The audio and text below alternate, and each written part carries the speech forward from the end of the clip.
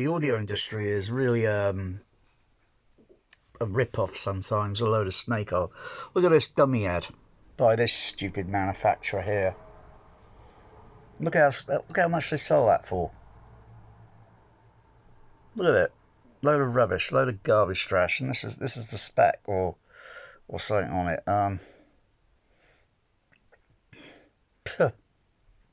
Really, most of everything that's there, I'll tell you, you can get all that so dirt cheap. All the parts, oopsie, everything, you can get that so bloody dirt cheap. And look at this stupid dummy head. Girl, look at it. Look at the rubbish it is. It's terrible. Look at that. Look at that. It's made of wood. It looks like a distorted image. Look at the daylight robbery price, even though it's not £7 grand, but still, daylight robbery. Another dummy ad. Look. This is all you get. That's all you get. Really. All that there, most of these parts here and that, as common as mud. And look at the daylight robbery price. I tell you, I wouldn't put that into a dog cat rescue charity shelter. Another dummy ad, though a bit cheaper still, but yeah. Yeah, the parts and all that are just the common as mud. I make my own dummy head with parts that mostly someone else has used on a YouTube video somewhere, and yeah, did it far less.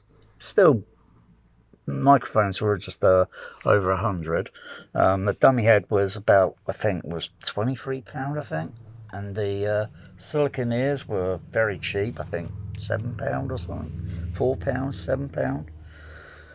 Had all other parts like expandable foam and so forth, and a few oh, got a new cordless drill, but that's neither here or there. But yeah, that was built relatively cheap, and it works. So basically, it's comes down to you know, look around, look at all the spec and such before you, yeah. Only a muppet would spend that amount there. Look at it.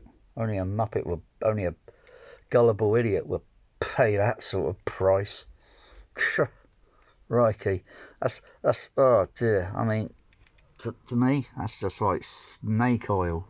I mean, at that stupid price, that's just sheer greediness. That really, realistically, I would say is only worth about maybe £120, if not 130. That's all it's worth.